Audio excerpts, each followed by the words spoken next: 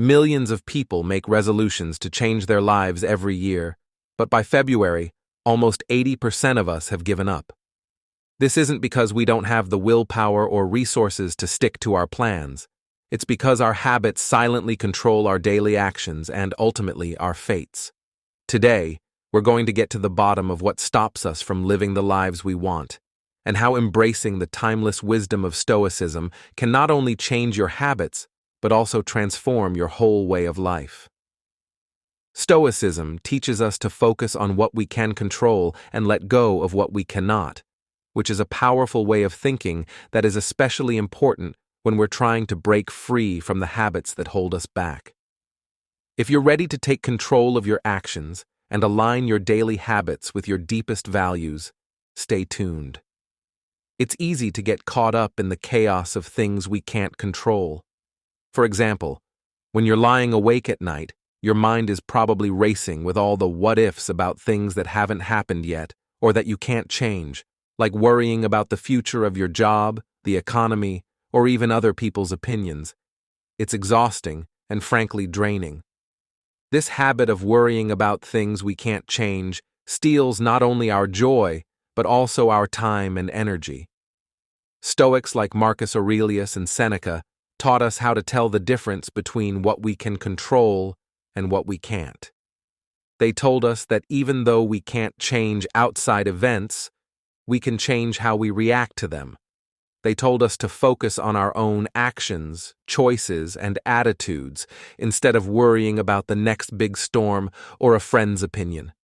Instead of worrying for hours, Stoicism makes us ask ourselves, what can I actually do about this situation? Rather than freaking out, it's often better to be ready. If it's a storm, we can do what we can to protect our homes. If it's opinions, we can work on being honest and acting with integrity. By shifting our attention from what we can't change to what we can, we not only feel more in control, but also become more effective and calm. This Stoic practice doesn't just make us less stressed, it also makes us more resilient, so we can handle problems with grace and calm. It's about accepting what we can change and making peace with what we can't, which is not only smart, but also very powerful. Remember that every minute you spend worrying about things you can't change is a minute you lose that you could have spent doing things that make your life and the lives of others better. Use this Stoic wisdom and watch as your life changes from a series of worries about the unknown to a more focused, peaceful journey. Have you ever felt like you couldn't handle all of your responsibilities at work and in your personal life? As humans, we often say yes to too many things because we feel like we need to contribute or because we don't want to miss out. This tendency to overcommit isn't just about having a full schedule, it's also about wearing ourselves out so much that nothing gets the full attention or energy it needs. Stoicism teaches us the value of balance and how important it is to keep our attention on what's important. Seneca often talked about how valuable time is and told people not to waste it. He thought it was important to protect one's time because it's the one thing we can't get back. So how does this relate to our tendency to take on too much? It starts with being aware of our responsibilities. Before agreeing to another project or social event, we should stop and think about whether it fits with our values and life goals. Will this promise help in a meaningful way, or will it just make an already busy plan even busier? By choosing which promises to make, we make room in our lives for activities that are truly enriching and help us grow as people and in our careers. By learning to say no with the same conviction with which we say yes, we not only lower our stress, but also allow ourselves to give our best when it really matters. Managing our commitments wisely is a form of self-respect. It shows that we value our own resources, time, energy, and focus, and are not willing to waste them. As Stoics, we try to live intentionally by making decisions that reflect our philosophy of life. Every yes and no is a statement of our priorities and a practice in thoughtful living. Putting things off until later is a common habit that is usually just because you don't feel like doing them right now. It seems safe at first, because isn't there always more time? But as due dates get closer, stress levels rise, and what was once a manageable job turns into a mad dash to finish in time. It's not just about being late for work. Putting things off can hurt our self-esteem and keep us from reaching our full potential. The Stoics believed that the present moment is very important and that things should be done when they need to be done. The only time we really have power over Marcus Aurelius often talked about how important it was to act. He believed in taking the moment and making good use of it, not wasting it on useless things or putting off actions that needed to be done. Procrastination is when our behaviors don't match up with what we really want to do. What we plan to do and what we actually do are not the same. The calm way to deal with this is easy to understand. Align your actions with the decisions you make logically. This means that when you decide that something needs to be done, the next step is to just do it. Starting even the smallest job that is related to your goal gives you momentum, which makes it easier to keep going. Another Stoic trick is to divide jobs into smaller pieces that are easier to handle. Seneca said to only focus on the current task and not get too stressed out about the whole job. Breaking a big task into smaller steps makes each one less scary and easier to do. This way lowers the stress that makes people put things off. Stoicism teaches you to accept discomfort. The discomfort of starting a difficult task can make you put it off. But if you accept that some discomfort is normal and push through it, you regain control over your actions. This is where the Stoic practice of voluntary discomfort can be especially helpful. It teaches you to be comfortable with discomfort. Dealing with the unpleasant makes you stronger and more proactive. To beat procrastination, you need to embrace the Stoic values of discipline and courage. The discipline to do what needs to be done, even when it's unpleasant, and the courage to start even if you don't think you'll succeed. Every time you act instead of putting things off, you not only get closer to your goals, but you also become a better, more disciplined person. Isn't it strange how often we neglect our own health? We often skip meals to meet a goal, stay up late to binge-watch a show, or don't work out because our schedules are too full. In our society of hustle, putting off self-care has almost become the norm. But at what cost? Putting ourselves last all the time can cause a lot of mental and physical health problems and lower our quality of life as a whole.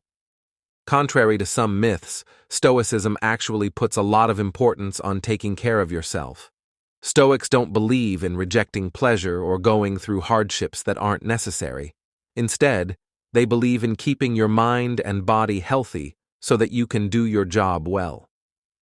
Epictetus, a philosopher, said that it is silly to want your business to go well, but not your body. He was emphasizing that, in Stoic words, good health is a duty to oneself. Not taking care of yourself is like ignoring your part in the universe. We all have responsibilities to others and to ourselves, and when we don't take care of our own needs, we make it harder for ourselves to do those things well. Taking care of yourself isn't just about your health. It's also about giving yourself the power to make a positive difference in the world. So how can we incorporate self-care into our daily lives? The first step is to understand that taking care of yourself isn't selfish. It's important. This means setting limits and saying no when taking on more commitments would make it too hard to take care of ourselves. It also means putting physical, mental, and spiritual activities that nourish us at the top of the list, like meditating for 20 minutes, going for a walk, and making sure we get enough sleep. These aren't extras, they're necessities. Stoicism teaches the practice of reflection, which can be a helpful way to take care of yourself. If we regularly think about our day, our feelings, and our responses, we can see where we might be putting our health last. This process of thinking about our ideals helps us stay true to them, making sure that our choices and actions support health and vitality. Taking care of yourself is an important part of living a long and happy life that respects your human limits and recognizes your worth. Remember that you can't pour from an empty cup. By taking care of yourself, you make sure that you have the strength, health, and peace of mind to deal with any problems that come your way and live your life according to your values. Too often, we get stuck in the past or the future in our dreams, don't you think? While thinking about the past or making plans for the future isn't inherently bad, living in the present too much can keep us from being truly happy and fulfilled in the here and now if we're always thinking about something else. The beautiful, short life just slips away from us. Stoicism, an old philosophy that is becoming popular again, teaches us the useful skill of presence. Stoics think that the present is the only world that we can really change and experience. Marcus Aurelius often talked about how important it is to focus on the present and let go of things that are happening in the past or will happen in the future that take our attention away from our duties and joys in the present. Now, you might wonder how to get better at being present. It starts with awareness, being aware of when your mind wanders to the past or the future. When you notice this, gently bring your attention back to the present moment. This isn't about denying or stifling your thoughts, it's about guiding them in a way that helps you right now. Mindfulness and meditation are tools that can help us stay in the present moment. These practices teach us to observe our thoughts and feelings without getting attached to them, which lets us fully experience the present moment. They're not just trendy ideas, they're practical Stoic exercises that make our minds stronger and help us concentrate. It's also important to enjoy the little things when you live in the moment. Savoring the ordinary means paying attention to things that are easy to miss when your mind is elsewhere, like the feel of the sun on your skin, the taste of your morning coffee, or the laughter of a loved one. By doing this, you can turn the ordinary into something profound, which will improve your daily life in ways that regret and anxiety could never do. Stoicism doesn't just say to be present, it also says to act in the present with virtue and reason. This means making decisions and doing things that are in line with our core values and what makes sense. By being present, we can make the most of the opportunities that are available to us right now. When we are fully present, we not only make our own lives better, but also the lives of those around us. We listen better, perform better, and engage more honestly when we are fully present. We become active participants in our lives instead of passive observers. Tell me, how often do we get stuck in a cycle of bad self-talk? It's really simple to be our own worst judge, isn't it? This could show up as a voice in your head telling you that you're not good enough, or as a mental repeat of mistakes with harsh self-judgment each time. Talking badly to ourselves not only makes us feel less confident, but it also makes it harder to reach our goals. We can't reach our full potential because of this bad habit that makes us question ourselves and feel unsafe. Stoicism, a philosophy that teaches people to control their thoughts and feelings, is a strong way to break this bad habit. Stoics believe in the idea of rationality and control over one's inner dialogue. Epictetus, a famous Stoic philosopher, said that people are upset not by events, but by how they think about them. This is a helpful idea when you're having negative thoughts about yourself. It means that we can change how we feel by changing how we rate things. To break this habit, pay attention to what you're saying to yourself. When you are being hard on yourself, ask yourself if what you are saying is something you would say to a friend. Most of the time, the answer is no.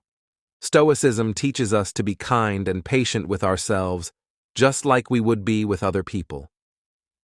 Once we realize that our harsh self-criticism isn't helping or building us up, we can start to question and change it. To be more stoic, you need to change the way you think about these negative thoughts. For example, instead of telling yourself, "I always mess up," you could say, "I made a mistake this time, but I can learn from it." This isn't about denying your feelings or mistakes. It's about dealing with them in a more constructive and compassionate way. It's about helping yourself grow and get better without the weight of unnecessary self-judgment. Stoicism also pushes people to think about themselves, which can help them stop talking badly to themselves. Regularly reflecting on your actions and thoughts helps you understand them better, revealing patterns of negativity. Armed with this knowledge, you can consciously work on changing your negative self-talk to more positive and helpful phrases, making your thoughts more in line with your values and goals. Keep in mind that using positive self-talk is a skill that needs to be practiced, just like using negative routines. It's inevitable that your thoughts will change, right?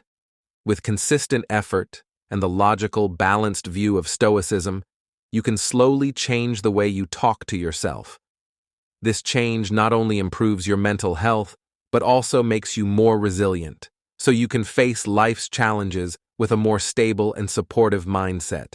Still, the thought of change can be scary for many of us. It brings uncertainty, the unknown, and often a lot of pain. But trying to stop change is like trying to stop the seasons from changing. It's not only pointless, but it also keeps us from having new experiences and growing. After all, where would the room for change or excitement be if everything stayed the same? Stoicism teaches us to not only accept change as a normal part of life, but to look forward to it. Stoics like Seneca and Marcus Aurelius stressed that everything changes and told us to handle it with grace and calmness. They believed that we can control how we react to change, not change itself. This point of view is very freeing because it changes the focus from being afraid of change to being in charge of how we react to it. One way to get used to change is to change the way we think about it. Instead of seeing it as a threat, we can see it as a chance to see how strong and flexible we are. One of the most important things to learn about Stoicism is that every new situation is an opportunity to practice patience, determination, and maybe most of all, courage. Another thing that Stoicism teaches us is how to think about change, not like a pessimist, but in a balanced way. This is called premeditatio malorum. As a way to mentally prepare, the premeditation of evils includes picturing possible problems and setbacks. It's not about dwelling on the bad, but about being ready to deal with whatever life throws at you. To deal with change, you have to leave your comfort zone and go through something that could change you. Making the choice to choose growth over comfort is what it means. Every time you accept a change, you gain a little more confidence and strength. You learn that you can handle more than you thought, which is empowering. Also, avoiding change can keep you from moving forward, both personally and professionally. By embracing change, you keep evolving and adapting, which is important not only for personal growth, but also for staying relevant and effective in a world that is always changing. We've all done it at some point, right? When someone hurts or betrays us and we can't get over it, we keep thinking about it, which makes us even more angry and resentful. We feel like we're holding the other person responsible, but if we're being honest, keeping a grudge is more harmful to us than to the person who hurt us. It's like carrying a weight that keeps weighing us down and making our days cloudy. A big part of Stoicism is the idea that we should control what we can, like our thoughts and feelings. Stoic philosophers like Marcus Aurelius said that holding grudges is a waste of mental energy. He thought that we should focus on our own actions and reactions instead of holding grudges. He also said that we can't change the past, but we can choose how to react to it in the present to break the cycle of resentment. Being calm teaches us how to forgive. Forgiving someone doesn't mean condoning the wrong or acting like it never happened. Instead, it means letting go of the emotional tie you have to them and the event. Forgiving someone is a gift you give yourself. It's a statement that the hurts they caused you are not what define you. Stoicism also tells us to see problems, even the actions of others, as chances to grow as people. When we change our perspective from being a victim of circumstance to a student of life, every situation that might seem like something to hold a grudge against becomes a chance to practice virtues like patience, tolerance, and understanding. Another Stoic practice that can help us control our tendency to hold grudges is the idea of viewing others with empathy and understanding. Everyone has problems, and sometimes those problems make people act in hurtful ways. By trying to understand the context of others' actions, we can sometimes find reasons not to take them personally. This doesn't excuse their behavior, but it helps us keep our cool and keep our emotional energy focused on more positive things. Keeping a grudge is also a way of denying that life changes. Stoicism teaches us to accept that people change, situations change, and holding on to old grudges can keep us stuck while everyone else moves on. By letting go, we can experience new things and interact with new people without the weight of past hurts hanging over us. Has anyone ever felt like their own life doesn't quite measure up after going through social media and seeing someone else's highlight reel? You may have also noticed a coworker's quick job growth and asked yourself why you aren't making the same progress. Comparing ourselves to others is a habit that goes back almost to the beginning of time, but in today's hyper-connected world, it's stronger and more constant than ever. This constant comparison can make us feel inadequate, jealous, and like we're always chasing something that is just out of reach. Socratic philosophy, which says we should focus on what we can control and let go of what we can't, can teach us a lot about how to deal with and finally get rid of the habit of comparing ourselves to others. For the Stoics, these kinds of comparisons are not only useless, but also outside the range of things we can directly control. To break this habit, we should start to look inward at our own efforts and values instead of looking outward in envy or anger. Stoicism tells us to keep our attention on ourselves and our own growth. Each individual's life and circumstances are unique, filled with different challenges and paths. As the Stoic philosopher Epictetus pointed out, if you are constantly looking at others to measure your worth, you are diverting attention away from your own moral improvement. Instead, we should concentrate on our personal development and celebrate our individual achievements, no matter how small they may seem in comparison to others. Another Stoic strategy involves practicing gratitude for what we already have. This helps shift our mindset from one of scarcity and competition to one of abundance and appreciation. When we're grateful, we're affirming that our own life is valuable and rich, with its own successes and lessons, making the allure of others' lives less captivating. Moreover, Stoicism encourages us to view other successes not as a benchmark for what we lack, but as inspirations for what is possible. Instead of feeling threatened by the achievements of others, we can choose to see them as reminders of human potential, including our own. This shift in perspective not only alleviates feelings of envy, but it also builds community and a sense of shared human effort. Remember that everyone has their own problems and issues, no matter how perfect their lives may look from the outside. Understanding this can help us feel more connected to other people, lowering the feelings of loneliness that come with similarities. It's interesting how often we put off taking care of our money. Ignoring our financial obligations, on the other hand, can cause a lot of stress and make it hard to make decisions that are in line with our values and goals. This might be because the subject can seem overwhelming or dull. From a Stoic point of view, financial health is more than just having enough money to meet your wants. It also means making sure that the choices you make about money are good for your overall health and personal goals. Smart money management is an important part of living a good life. Stoicism teaches us to use logic and self-control in all areas of our lives, including our money matters. The Stoics thought that people should live in harmony with nature, which means being smart about how they use resources and how they plan for the future.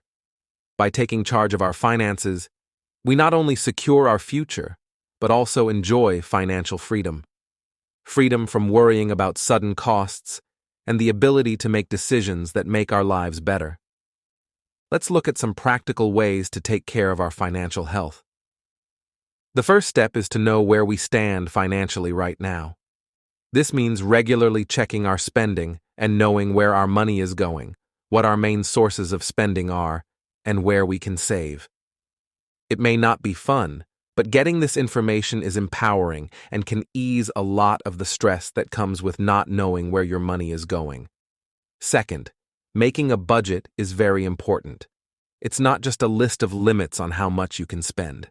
It also shows your interests and values and helps you make sure that your money is spent in ways that support your long-term goals. Whether it's for buying a house, putting money into schooling, or making sure they have a good retirement, the idea of Stoicism is not to live a poor life, but to use your resources in a smart and meaningful way.